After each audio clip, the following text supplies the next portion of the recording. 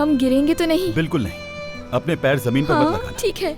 तो चलाऊं फिर? हाँ चलाओ। तो हमारी सवारी शुरू होती है। जुनैद। टुटुरु।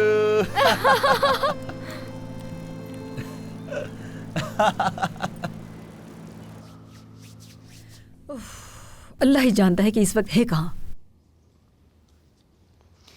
नसरीन तुम कोई नुकसान करवाओगी जरूर।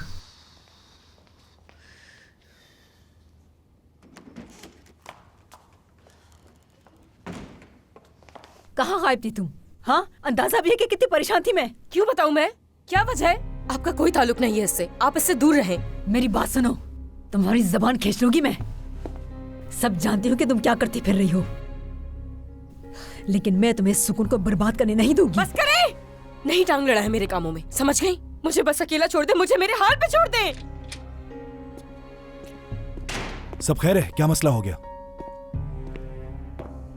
क्या हो गया नसरीन? किस बात पर तुम इतना चिल्ला रही हो?